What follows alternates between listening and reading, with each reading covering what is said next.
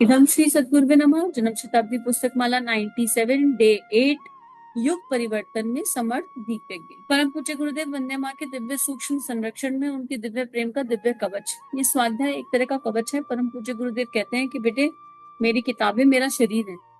तो जब हम कोई पुस्तक पढ़ें, जब हम किसी पुस्तक का स्वाध्याय करें, तो मन ही मन अपने गुरु का स्मरण करें और भावना करें कि वो हमारे अंतस में मुस्कुरा रहे हैं, झिलमिला रहे हैं, खिलखिला रहे हैं। और हम किताब खोल रहे हैं, जब भी कोई स्वाध्याय के लिए किताब खोलें तो खाली उन्हें अक्षर न माने, खाली उन्हें सेंटेंसेस न माने। गुरु वाक्य ब्रह्म वाक्य होता है। हर सेंटेंस को, हर पैराग्राफ को पढ़ते हुए भावना करें कि हम किताब के भीतर प्रवेश करें, पूरी तरह किताब के भीतर प्रवेश करेंगे। और कहाँ तक प्रवेश कर रहे हैं? हम वहां प्रवेश कर रहे हैं, उस आयाम में प्रवेश कर रहे हैं जिस आयाम से हमारे गुरु ने, हमारे इष्ट ने, ऋषियों ने, संतों ने उस लेखनी को लिखा है, ताकि हम उस लेखनी की मूल ऊर्जा से जुड़ सकें। और केवल क्योंकि जो जैसे संस्कृत भाषा है ना, संस्कृत भाषा की एक दिव्यता है कि एक एक शब्द के 1000 अर्थ होते हैं मिनिमम। इसीलिए संस्कृत को देववाणी कहा गया है। कि जैसे अगर मान लो हम हिंदी में कोई बात भगवान से कर रहे हैं तो वो हिंदी रह जाती है, पर जब हम संस्कृत में करते हैं तो वो बात भी भगवान के पास चली जाती है जो कि हमने कही नहीं। हालांकि जब बात सरलता की आती है, भक्ति की आती है और भावना की आती है, तो फिर सारे सारे नियम टूट जाते हैं। लेकिन जब हम नियमों के अनुसार चल रहे हैं तब संस्कृत भाषा का बड़ा महत्व है। पर जब हम दिल की में प्रेम के साथ बहकर चल रहे हैं और हम सरलता से चल रहे हैं, तो फिर इंटेंशन और इंटेंसिटी मैटर करती है। फिर जैसे माँ बच्चे की तोतली भाषा समझ लेती है, ऐसे गुरु भी हमारे हृदय की तोतली टूटी फूटी भाषाओं को समझ लेता है, क्योंकि हमारी भावनाओं को पढ़ने की शक्ति और क्षमता रखता है। इसी क्रम में हमें गुरुदेव बता रहे थे कि दीपकों में क्या करना है। किफायती के लिए 5 दीपक तो जलाने मैंडेटरी है। आपको 1 घंटा दीपयज्ञ में लग रहा है, 1 घंटे का समय पूरा शेड्यूल बताया गया, तो आप एक एक करके दीपक जला लो। पहले एक, फिर दूसरा, फिर तीसरा, ऐसे एक एक करके अगरबत्ती जला लो। आपकी हमारी जो भावनाएं है ना, वो भगवान तक पहुंचनी चाहिए। खेल सारा भावनाओं का है। तो गुरुदेव हमें उन दिव्य भावनाओं से जोड़ रहे हैं कि ऐसा ना हो कि हम कहें कि हम तो यज्ञ करेंगे, हम तो दीप यज्ञ करेंगे और खूब बड़ा सा करेंगे, और हम इतना बड़ा कर लें, इतना बड़ा कर लें कि अगली बार करने से घबराएं। अगली बार सोचे नहीं यार बहुत काम हो जाता है, बहुत तामझाम हो जाता है, कुछ समझ ही नहीं आता है। ये इन सब चीजों से बचना है। अब बात आती है, जब हम अपने घरों में दीप यज्ञ कराएंगे तो उसमें हमें एक चीज का ध्यान रखना है कि अगर हमारे घर में गुरु कृपा से हमने दीप यज्ञ कराया और मोहल्ले पड़ोस के सब लोगों को बुलाया, तो उसमें हम छाटे ना, बुलाते टाइम छटनी ना करें। हम फिर लेबर क्लास हो आसपास तो उसको बुलाएं, हमारे यहाँ मौसी लोग हो तो उनको बुलाएं, जो मिल जाए उसको बुलाओ। उसको बता दीजिए कि शाम में हमारे घर दीप यज्ञ है, आप नहा धोकर अच्छे से पूजा के लिए जैसे आते हैं ऐसे आ जाइए। मतलब शुद्धता का और पवित्रता का ध्यान रखते हुए। फिर जाति धर्म से, अमीर गरीब के आधार से इनवाइट ना करें। दूसरा, अपने घर में दीप यज्ञ कराए तो इतना प्रसाद ना बनाए कि सामने वाला घबरा जाए। हमारा उद्देश्य क्या था कि हम 10 लोगों को बुलाकर दीप यज्ञ करा रहे हैं, फिर हम उन लोगों से पूछेंगे अच्छा बताइए हफ्ते में एक बार अपने घर में कौन दीप यज्ञ कराना चाहता है, हम कराने आएंगे। और उन 10 लोगों को हम टाइम ले रहे हैं, आप बताइए आप कब कराएंगे, आप बताइए आप कब कराएंगे, आप बताइए आप। अब मानो अगर ये देह हम में से कोई मुख्य यजमान बना और दीप यज्ञ करा रहा है, और हमने दीप यज्ञ के बाद प्रसाद के नाम पर समोसा, कचौरी, पकौड़ी, दुनिया भर का तामझाम रख लिया, तो क्या ये उचित है? क्या ये ठीक होगा? हम मेहमान नवाजी में पड़ गए, हम फिर संसारिक औपचारिकताओं में पड़ गए। हमने एक तरफ पंच तत्वों को पूजन किया और फिर पेट में जो अग्नि देवता बैठे हैं, जठरा अग्नि बैठी है, उसको उल्टा सीधा खाने को दे दिया। तो चिंतन कहाँ चला जाएगा लोगों का? अरे इसके यहाँ तो प्रसाद में ये बना, उसके यहाँ तो प्रसाद में ये बना, फलाने के यहाँ तो ये बनता है। भगवान पर तो चिंतन ही नहीं हुआ। एक नियम रखें कि दीप यज्ञ होगा और दीप यज्ञ के बाद मिश्री रहेगी। अपने मिश्री सब लोग एफोर्ड कर सकते हैं, मिश्री रखिए या फिर तुलसी वाला जल रख लीजिए, प्रसाद के स्वरूप में तुलसी का जल। फिर दीप यज्ञ की पूर्णता हुई, भगवान को प्रणाम किया, भगवान को आभार किया।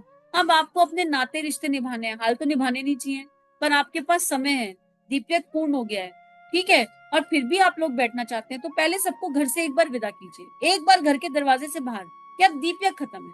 फिर उनसे कहिए अब आप दोबारा हमारे यहाँ आ जाइए, अब जुड़िए दैहिक ऊर्जा में। फिर दोबारा बुला लीजिए, आपको लगता है बिना चाय पिलाए हम भेज नहीं सकते, हमारी बेइज्जती होती है, तो दोनों एनर्जी अलग अलग रखिए। फिर उन्हें वापस बुलाइए, और यकीन मानिए वापस बुलाकर भी गप्पे में मत रखिए। एक किताब उठाइए परम पूज्य गुरुदेव की, एक लेखनी उठाइए और उस पर चर्चा करना शुरू कर दीजिए।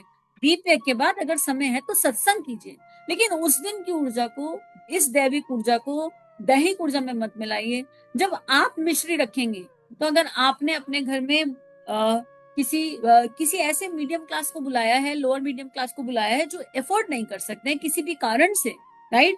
कई बार ऐसा होता है कि नारियों के पास शक्ति क्षमता नहीं होती, मतलब घर में पैसा है पर अधिकार ही नहीं होता खर्च करने का। ये बहुत कॉमन प्रॉब्लम है इंडिया की, कि नारियां घर में सब कुछ करती हैं पर उनके पास पैसे खर्च करने का अधिकार नहीं होता।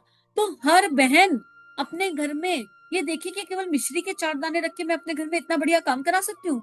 हर बहन ये हिम्मत कर सके कि हाँ चलो चलो हमारे घर भी आ जाइए, हम करेंगे। लेकिन उसके लिए हमको ये एक स्टेप उठाना पड़ेगा।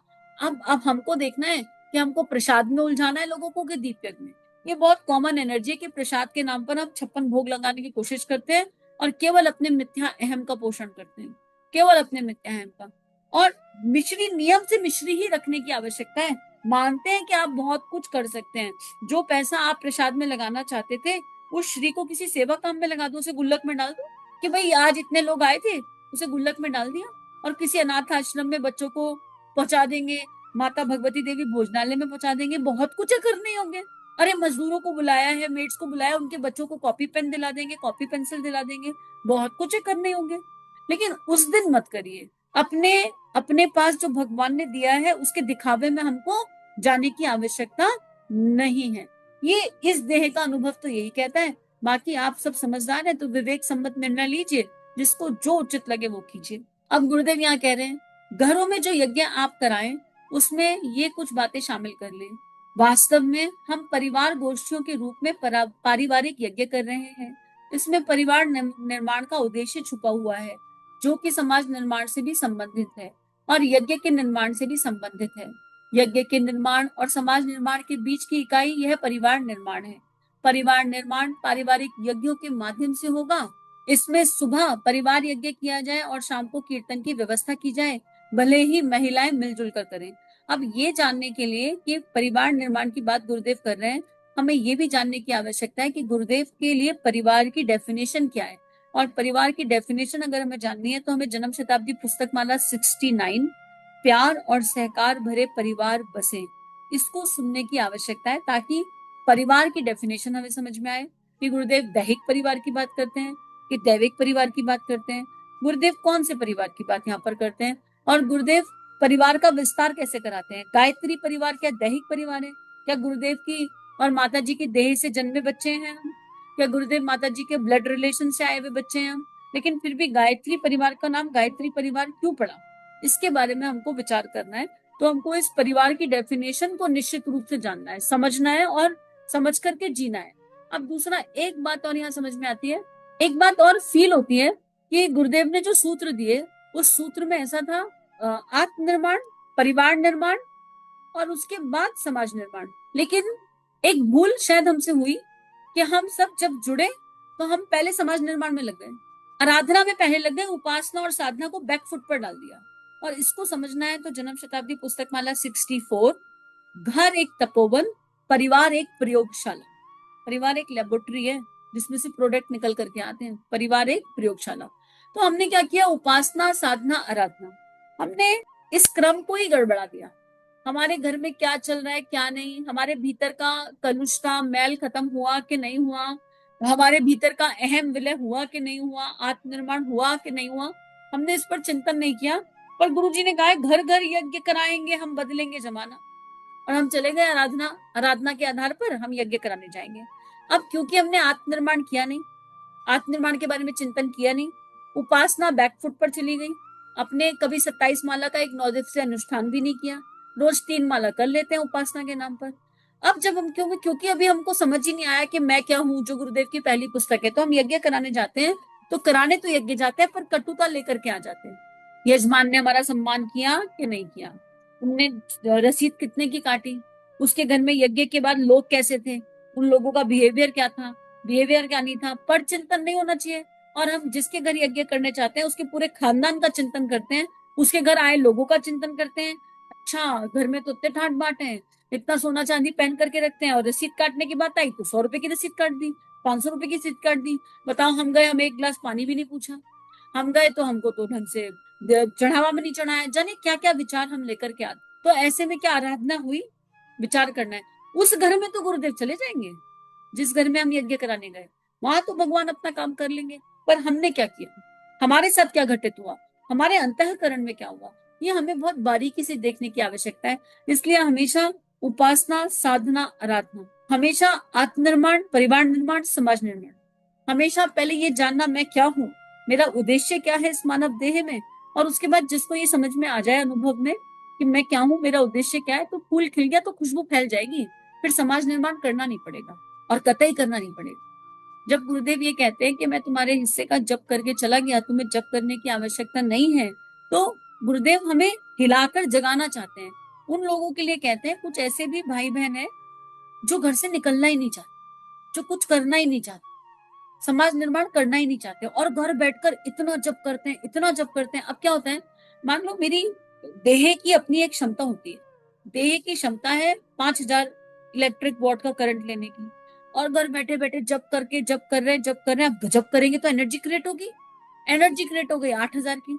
तो फिर ऐसे लोग कहते सुने जाते हैं, गायत्री कर रहे हैं तो सिर दर्द हो रहा है, पेट दर्द हो रहा है, पैर दर्द हो रहा है, पता नहीं क्या हो रहा है, घुमेरी आ रही है, फलाना हो रहा है, दिमाग हो रहा है, ऐसे लोग कहते सुने जाते हैं भाई। और फिर जब का अहंकार घर से, तो गुरुदेव ये कह रहे हैं कि भाई गायत्री बड़ा बड़ा जबरदस्त पावर हाउस है, तो गुरुदेव उनके लिए कह रहे हैं जो बैलेंस बनाना नहीं जानते।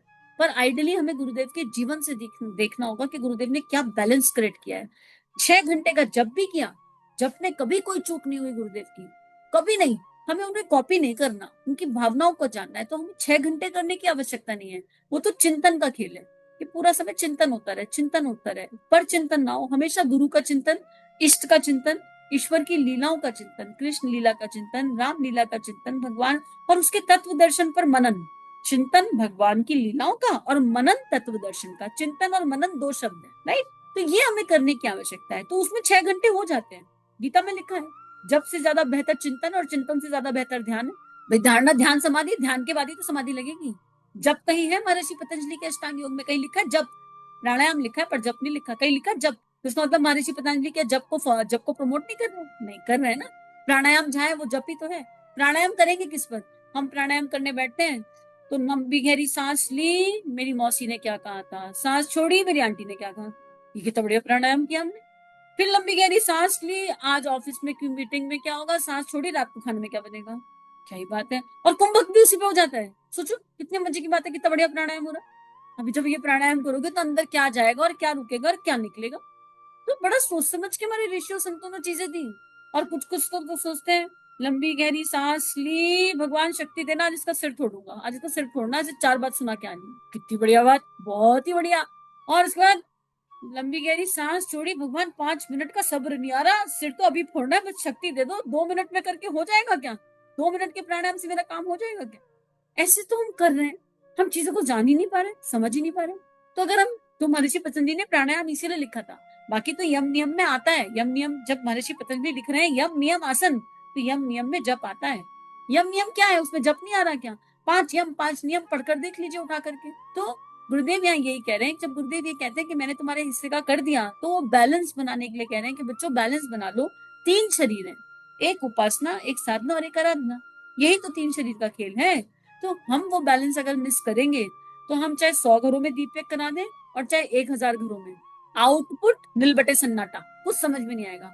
नाम तो बहुत हो जाएगा, अजी यज्ञ कराना है तो फलानी दीदी को बुला लीजिए, फलानी बहन जी को बुला लीजिए, फलाने भाई साहब को बुला लीजिए, नाम तो बहुत हो जाएगा, पर अंतःकरण, अंतःकरण का पता नहीं। वो कल वाली स्टोरी कि एक वैश्या, एक भागवत कथा, 2 मित्र, एक ने वैश्या के घर जाना चुना और एक ने कथा में जाना सुना, पर जब मृत्यु प्राप्त हुई तो कथा वाले को नरक मिला और जो वैश्या के यहाँ गया था उसे बैकुंठ मिल गया। चिंतन कहाँ है भाई, हम उस भारत भूमि में जन्मे हैं जहाँ कसना कसाई को ईश्वर प्राप्त हो गए, कसाई थे वो, वहां है जहाँ मोची को भगवान की प्राप्ति हो सकती है, जूते पॉलिश करने वाले को। संत रैदास का जीवन हम सब जानते हैं, जहाँ एक झुलाया, कबीरदास जी झुलाए थे।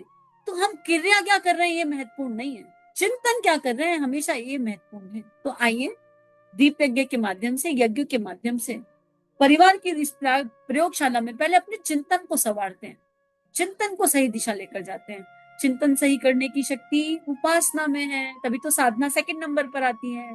गायत्री करे बिना चिंतन ठीक कैसे होगा, क्यों, गायत्री एक bestest affirmation of this universe है, अकेला ऐसा मंत्र है जिसमें अफर्मेशन है।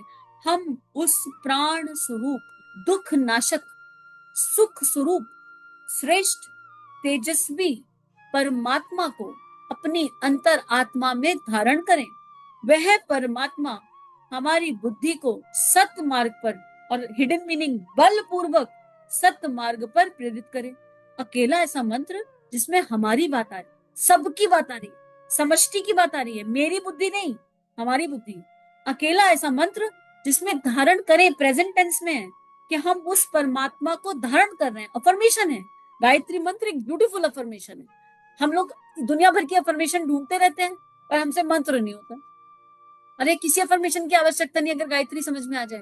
हालांकि अफर्मेशन का अपना एक विज्ञान है एंड इस देह का बड़ा स्ट्रॉन्ग बिलीफ सिस्टम है, लेकिन अफर्मेशन करोगे तो गायत्री माता के चरणों में बैठ कर ही तो 5 गायत्री मंत्र से शुरू करोगे, फिर अफर्मेशन करोगे, फिर गायत्री मंत्र करोगे, तभी तो वो पूर्णता तक पहुंचेगी।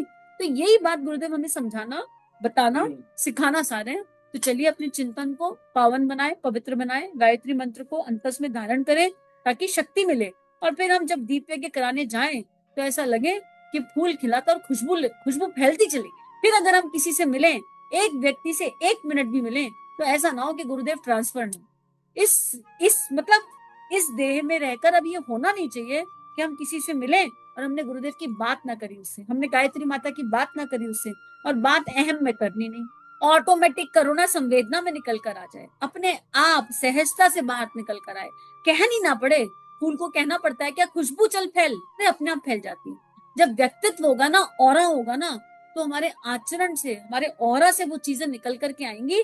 और फिर आप चाहे एक रिक्शा में बैठे, चाहे आप ऑटो में बैठे, चाहे आप सब्जी वाले से बात करें, थोड़े दिनों में आपके व्यवहार से वो सब्जी वाला पूछ ही लेगा, आपके जैसा इंसान नहीं देखा, बस बता दीजिए उसी समय, ये लेखनी से आई किताब आप भी पढ़ लीजिए। 2-3 मीटिंग के बाद अगर वो इंसान ये ना कह दे आपसे, चाहे वो आपका सब्जी वाला हो, चाहे न्यूज़पेपर वाला हो, चाहे दूध वाला हो, नहीं भाई आपके जैसा परिवार नहीं देखा, बहन जी आपके जैसा तो इंसान ही नहीं देखा, बड़े ही अलग हो, बड़े ही अलग हो, बस उसी समय अहम में मत चली जाना कि अलग हैं तो हमारी तारीफ हो रही है।